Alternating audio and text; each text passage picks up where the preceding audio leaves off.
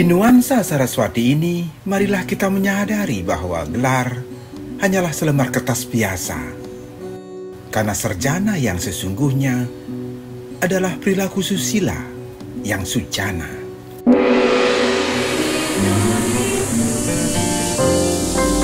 ITV Channel 3, Jembatan Pencerahan.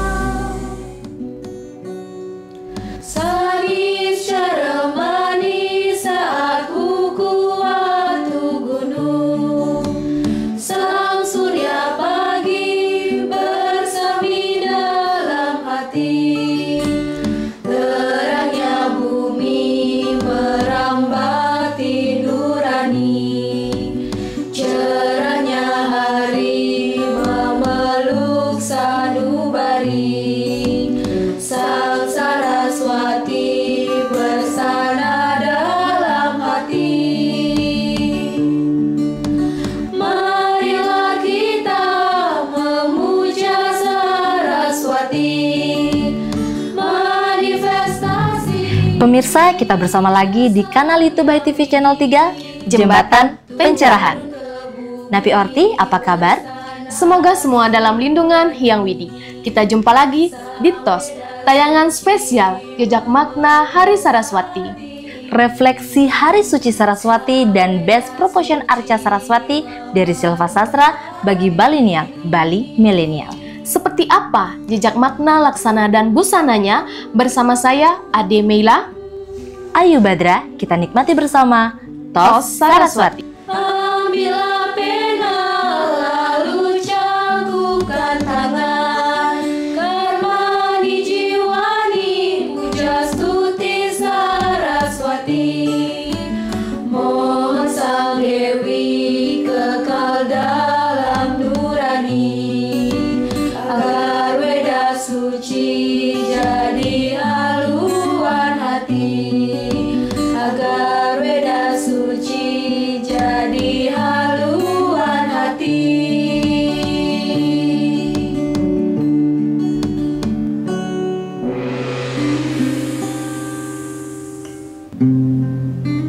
Di mana saja kita boleh berdoa, semua tempat ada. Beberapa hari lagi kita akan melaksanakan Hari Suci Saraswati. Perhatian kita tertuju kepada Arca, Ganesha, dan Saraswati, di mana perbedaannya dari Tri Mandala. Kita kenal yang paling favorit adalah Arca Ganesha dan Saraswati. Nah, dua ikonik dewata ini mewakili pengetahuan yang kita rayakan di Hari Saraswati. Nah, untuk Saraswati karena aspek kedewataan di situ sebagai sakti dari Dewa Brahma, posisinya di dalam mandala ada di utama mandala. Jadi spesifik diletakkan di situ, tidak etis diletakkan di tempat yang lain. Kemudian Ganesha karena aspeknya juga di samping sebagai pengetahuan, beliau adalah hawa Geneswara atau penghalau mara bahaya sebagai penguasa paragana, sehingga posisi di dalam mandala bisa di utama mandala dengan sebagai aspek kedewataan, kemudian bisa di madya mandala dalam ruang hunian, demikian juga bisa di pintu gerbang di Nista Mandala sebagai dewa paragana atau penguasa kala. Nah, itu pun diposisikan di posisi aling-aling di mana menjadi letak daripada kala dalam konsep pancakala. Jadi ada kalanya di situ.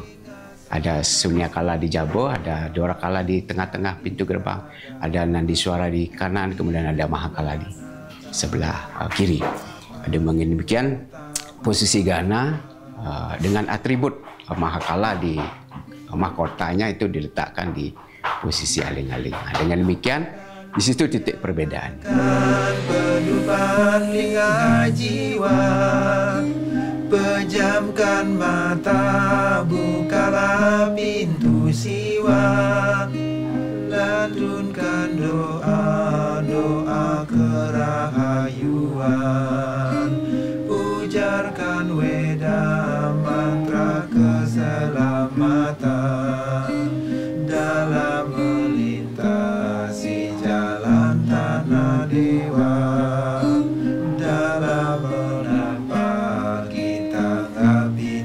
surga. Kemudian best proportion, best Saraswati plus atribut. Baik, untuk arca Saraswati kita bisa merujuk ke Silpa Sastra yang merupakan panduan di dalam membuat arca untuk para dewa, kemudian raksasa, manusia, dan dewa-dewa yang lain. Nah, untuk Saraswati itu termasuk di Madhyaman Dasatala, demikian disebutkan. Jadi yang paling utama itu sebagai dewa utama adalah Brahma, Wisnu, Siwa. Nah, ini proporsinya ukurannya adalah disebut dengan utama Dasatala atau sekitar 124 anguli, ya, 124 anguli. Nah, kemudian Saraswati, kemudian Dewi Sri Laksmi, ini termasuk di Madhyama, dewa atau dewa yang kedua. Levelnya ini ukurannya di 120 anguli. Kemudian yang ketiga seperti Ganesha, kemudian dewa-dewa Dikpalaka yang termasuk dengan Eka Dasarudranya itu di 116 anguli, demikian disebutkan. Jadi memang ada perbedaan secara proporsi. Nah, kemudian kalau dilihat dari sisi atribut, nah ini juga ada perbedaan. Jadi setiap arca memiliki ada yang disebut dengan ikonometri tadi, kemudian ada ikonografi. Nah, di ikonografi inilah yang membedakan satu dewa dengan dewata yang lain. Dalam hal ini disebut anggana, jadi ada tubuhnya yang berbeda. Proporsinya misalnya Ganesha gajah bentuknya. Kemudian ada dewa yang lain dengan bentuk dewa yang ganteng, cantik, dan seterusnya. Kemudian ada busana, jadi ada panduan atau pakem, pakaian yang bisa dipergunakan, mahkota apa yang bisa dipergunakan, nah seperti itu. Kemudian ada wahana, nah wahana ini kendaraan. Jadi Saraswati misalnya angsa, seperti itu. Nah, dalam ikonografi di Bali seperti itu. Kemudian kalau kita dilihat di India ada merak juga di samping Saraswati, di samping angsa sendiri. Nah, yang terakhir ada laksana. Laksana ini semacam alat ataupun senjata yang dipegang oleh para dewa yang menjadi ciri khas. Dengan Wisnu dengan cakranya misalnya. Kemudian kalau Saraswati ada atribut gitar, kemudian ada di sebelah kanan tangan belakang. Jadi dewa itu ada 4 tangannya. Itu yang membedakan dengan patung-patung manusia yang bertangan 2. Nah, untuk Saraswati di tangan belakangnya ada megang genitri atau japamala seperti itu. Aksamala juga ada menyebut. Nah, sebelah kirinya ada kropa. Nah, pada ikonografi di Bali spesifik memegang gitar.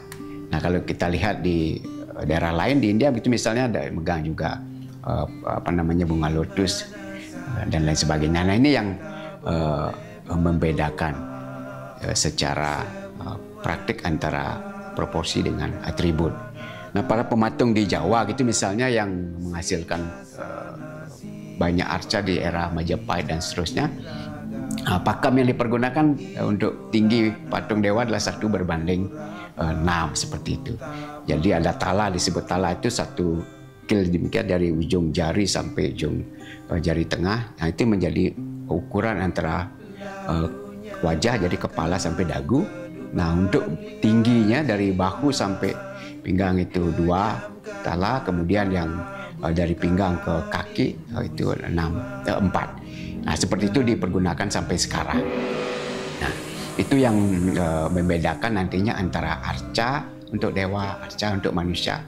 Raksasa gitu misalnya 1:3, 1:5. Kemudian untuk bayi 1:3. Nah, seperti itu.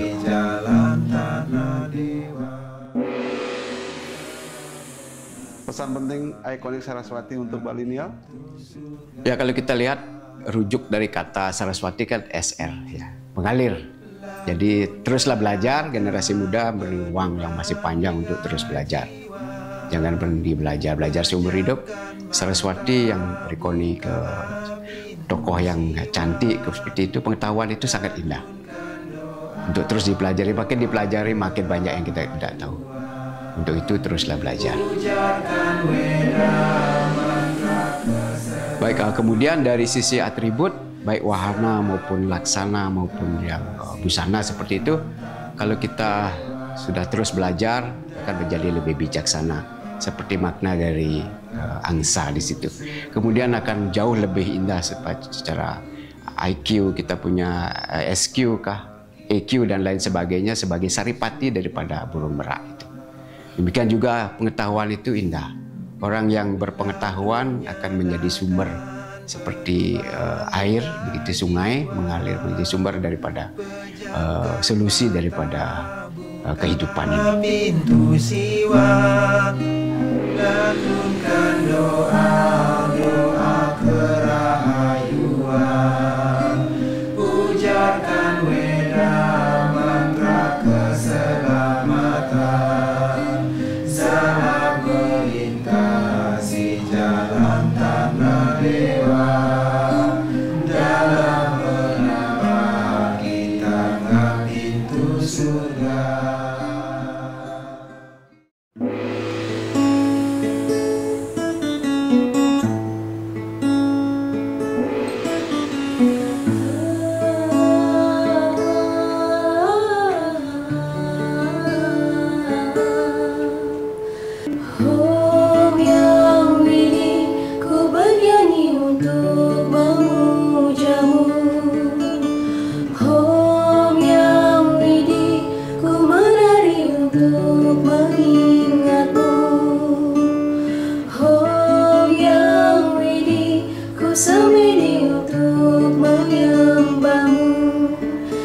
Setiap nadaku ku kidungkan namamu, di setiap langkahku ku tuliskan namamu, di setiap nafasku ku sebutkan namamu.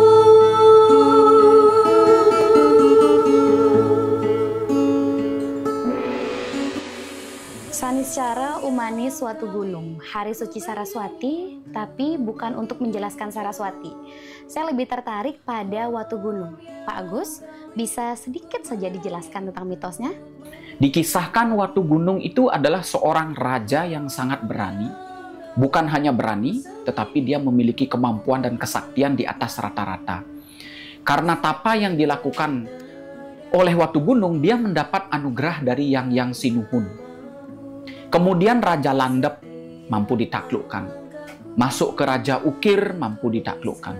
Kemudian Kulantir, Tolu, Gumreg, Warige, Warigadean, Julungwangi, Sungsang, Dungulan. Ini semua adalah raja-raja yang pernah ditaklukkan oleh Watu Gunung.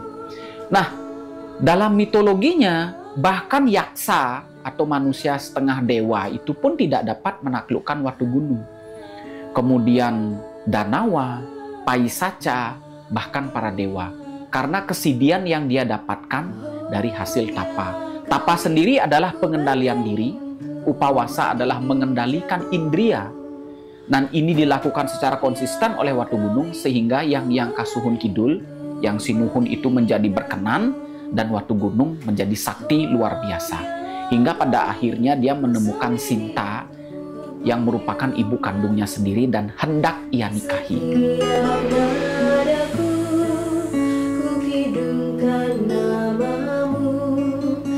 Setiap langkahku ku tuliskan namamu, di setiap nafasku ku sebutkan namamu, ku sebutkan namamu.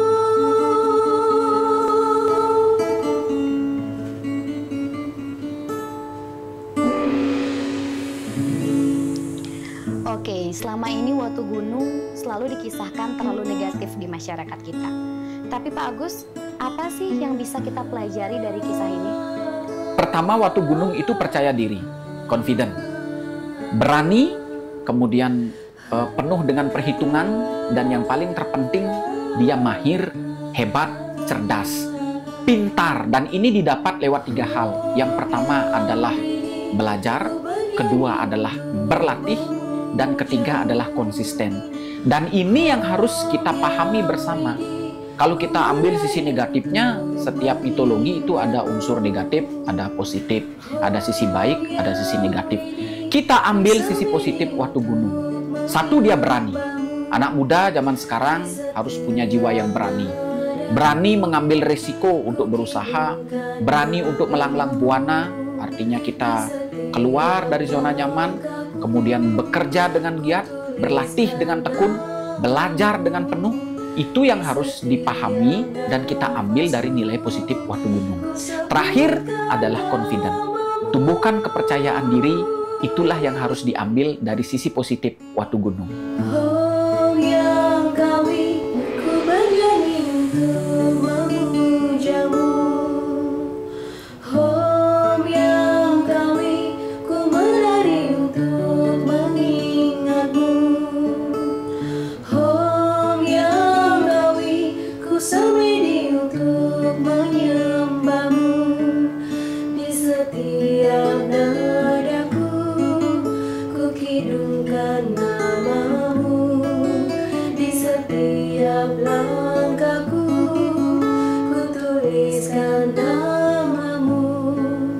Di setiap nafasku, ku sebutkan namamu.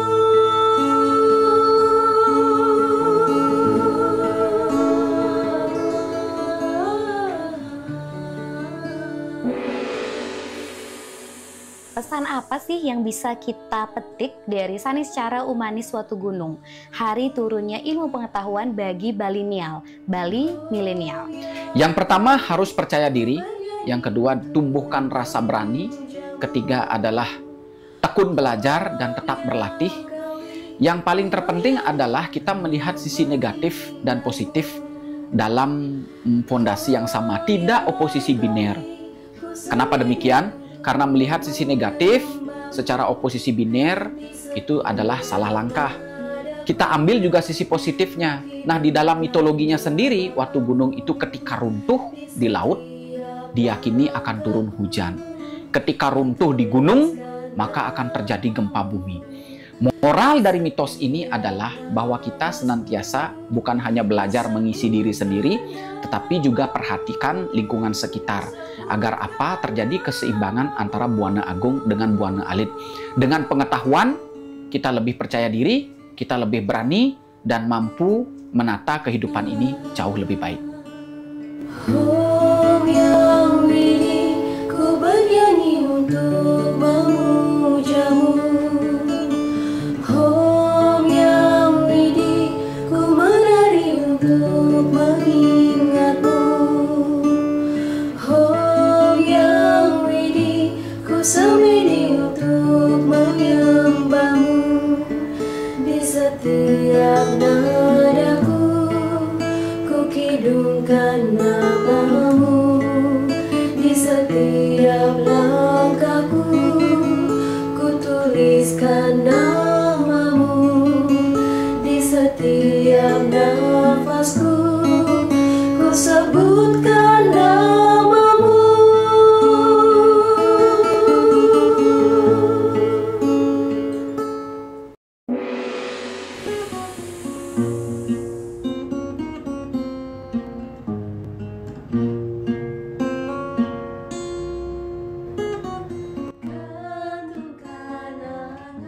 Bapak Gede, bagaimana hubungan antara Dewi Saraswati dengan Dewa Brahma? Oke, dalam perayaan Hari Saraswati, untuk memahami siapa Saraswati, koneksi dengan Dewa Brahma itu memang harus dipahami dengan baik.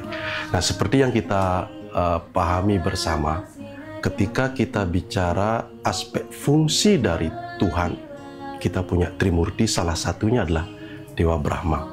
Dewa Brahma baik dalam mitologi, dalam Purana, itu dinyatakan sebagai dewa pencipta. Nah, agar bisa mencipta, maka saktinya harus pengetahuan. Tanpa pengetahuan, siapapun tidak bisa mencipta.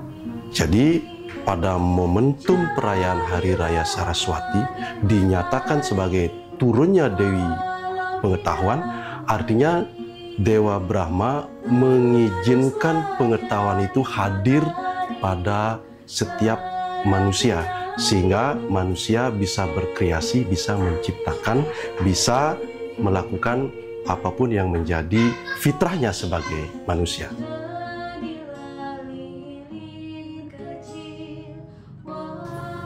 Lalu bagaimana Saraswati dengan sains dan ilmu pengetahuan? Oke. Ketika kita bicara sains dan pengetahuan dalam konteks barat maupun timur, itu berhubungan dengan objek-objek. Jadi ketika objek dijelaskan, ketika objek dinarasikan secara komprehensif, koheren, sistematik, itu menjadi sains.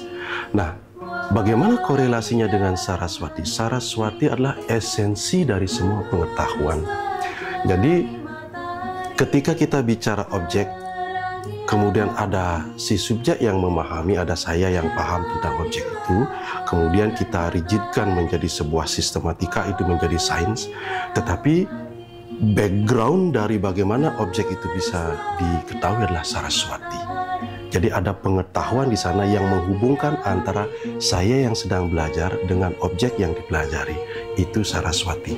Jadi bisa dikatakan bahwa Saraswati itulah pondasi, esensi dari apapun yang kita cerap, yang kita indria, yang kita pikirkan, yang kita sistematika di dalam pikiran kita menjadi sebuah pengetahuan. Pengetahuan itulah esensi dari bagaimana objek itu bisa dipelajari secara mendalam. Nah, terakhir bagaimana melihat esensi Saraswati tadi terkait dengan Hindologi untuk Bali Nial? Oke, untuk generasi milenial, mereka sebenarnya atraktif untuk mengetahui, untuk memahami. Cuman persoalannya, mereka dengan adanya Google, dengan adanya AI, jadi seolah-olah di pikiran mereka itu ilmu pengetahuan itu muncul dari Google, muncul dari AI. Tapi satu hal yang harus didasari dari generasi milenial, bahwa itu hanya media. Google, AI itu hanya media. Esensi yang kita pelajari sesungguhnya adalah pengetahuan. Itu adalah Saraswati. Jadi generasi muda mesti lagi sedikit saja ada aspek religiusitasnya, ada aspek sesuatu yang lebih spiritual masuk ke dalam. Jadi kita lebih masuk ke dimensi pengetahuannya, tidak kepada dimensi objek-objek yang dipelajari.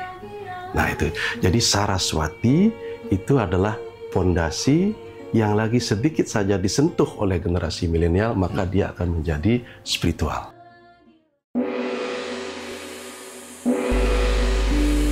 Didukung oleh Duparani, dupanya Hindu sejati. Dikerjakan tangan-tangan terampil penyatuan cipta karsa rasa dalam kemasan yang dibungkus nyanyian selokan jali, serat-serat seloka Begawat Gita. Kunjungi Galeri Duparani di Villa Rani, Sabah Estate, Campuan Utama Selatan 7, Bypass Mantra.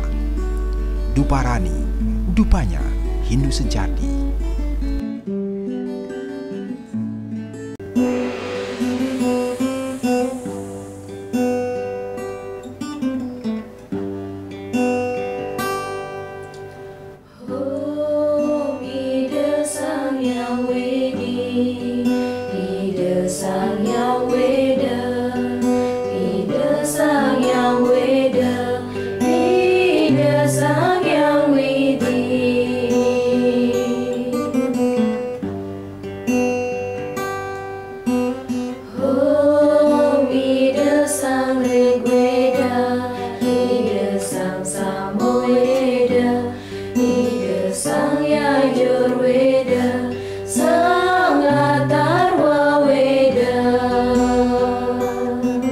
Pemirsa, demikian tadi Sundari Nada, jalinan makna di balik nada, menjadi sajian akhir perjumpaan kita pada TOS kali ini, spesial TOS Saraswati.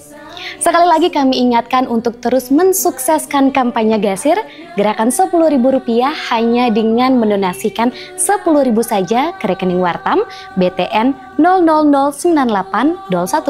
00098015000769695 untuk mendukung program Wartam Educare dan Kori Record Hindu Indonesia. Mewakili seluruh kru Hai TV Channel 3, saya Widi Puspitarani mohon pamit undur diri. Terima kasih atas kerjasamanya. Maaf jika tidak berkenan. Sampai jumpa dalam tayangan TOS berikutnya. Salam damai, Channel 3.